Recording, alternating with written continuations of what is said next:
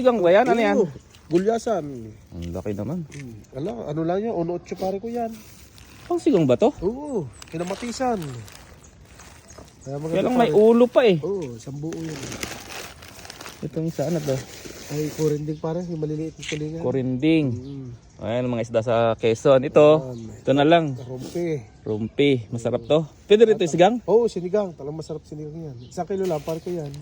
Ay, okay na 1 kilo siguro. Sige. Ano pa ba iba?